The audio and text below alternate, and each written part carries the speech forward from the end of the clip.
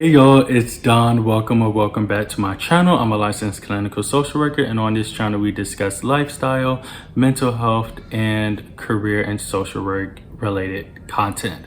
Today is going to be more of a social work related content, but you can apply this information for general careers as well that may require supervision. But today we're going to be discussing how all supervision and all supervisors are not created equally, as well as things to consider when seeking a supervisor. So the first thing I want to discuss is the fact that you can choose your clinical supervisor. You do not have to receive your clinical hours and have them supervised by someone appointed to you at your job. You can actually take charge of your career by choosing who your supervisor is and vetting them and making sure that they are for you.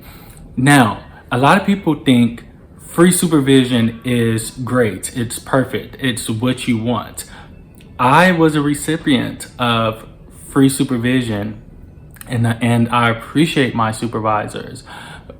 Nonetheless, there are some concerns with free supervision.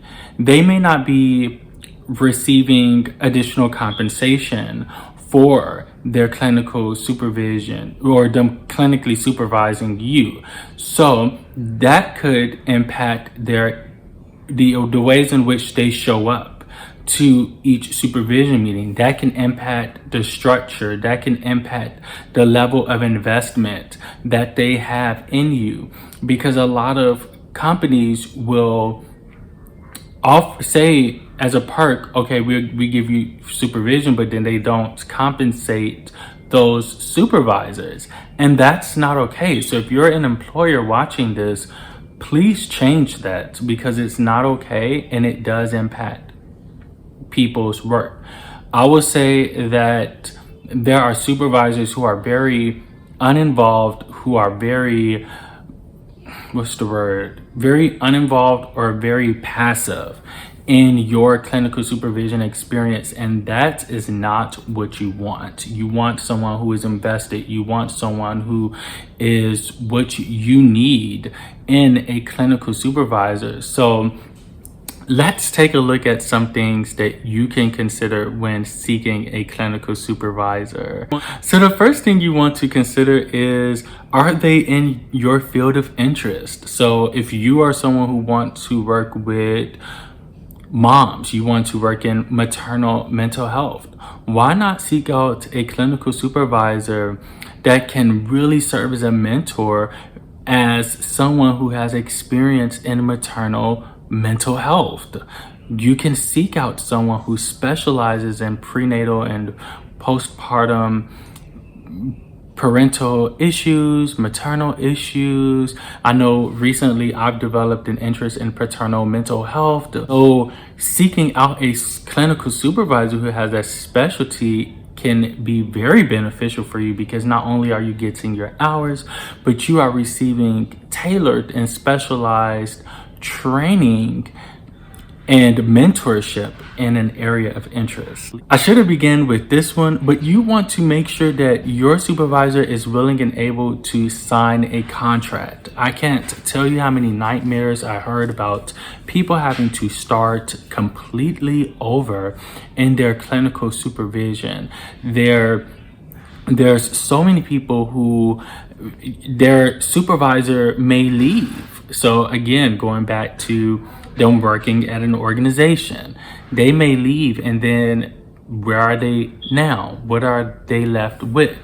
And so I think that it's really important to make sure that we are, making sure that people are contracted. So even if they leave their current job, you still have their direct contact information and not just a work email that you'll no longer be able to reach them at if they leave. and you have clear guidelines for them signing off on your hours so you get everything that you deserve and that you worked so hard for. You want to look at the structure, whether it's a group supervision or individual supervision. You want to look at the structure of your clinical supervision. Are there, book club components? Is there a journal component? Is there a treatment modality component? Is there consultation components to your supervision? What are you getting out of meeting with your supervisor for 1 hour per week? Look at the structure. Look at what you're going to be receiving out of your clinical supervision. Hey, so I'm going to wrap this video up here and just encourage you to seek out a clinical supervisor that is, whether it's free or whether you pay for it, seek out someone who is invested in your professional and personal development, who is really skilled and experienced and really interested in supervising and mentoring and providing you the hands-on build up that you deserve, that you need for your professional and personal development, so you can have a sense of direction and clarity and purpose in your profession and a sense of identity. Take your clinical supervision seriously, and if you take nothing else from this video, make sure that you receive a contract for your hours. Receive a contract, negotiate a contract in your job offer, or if you go that route, or if you go the private supervision route, make sure you get a contract. If you like this video, give it a thumbs up and comment in the comment section below, what has your clinical supervision been like?